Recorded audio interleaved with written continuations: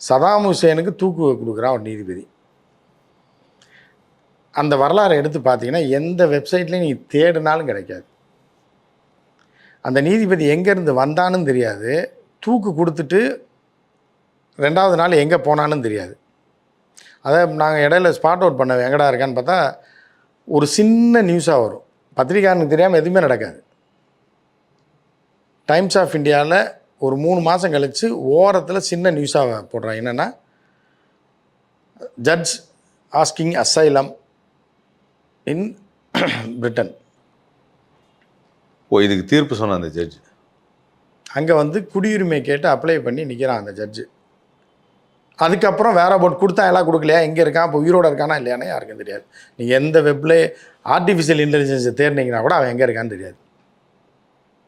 அவனை எப்படி கொண்டாந்தாங்க, அவன் ஆளை வச்சே கையை குத்துறது, கண்ணை குத்துறது. இப்போ அமெரிக்கன்ஸ் வந்து இல்லை பிரிட்டிஷ்காரனோ ஃப்ரெஞ்சுக்காரனோ சதாம் ஹுசேனுக்கு எதிராக தீர்ப்பு கொடுத்தா தீரா பகையாயிரும். நீயா ஒரு ஆளை கொண்டு எங்கள் ஆளை கொண்டுவிட்டேன்னு. அந்த ஊர்க்காரனையே ஒரு முஸ்லீமை ஒரு நீதிபதியை அந்த ஊரில் சட்டம் படித்தவன் பிரிட்டனில் போய் வேலை பார்த்துட்டு இருக்க கூப்பிட்டு ஜட்ஜாக்கி, ஸ்பெஷல் ஜட்ஜாக்கி இவர் தான் விசாரிக்கிறாரு. விசாரிக்க வச்சு அவனை விட்டே தூக்கு கொடுத்துட்டு இவரை கொண்டுட்டாங்க, அவனை தூக்கிட்டாங்க.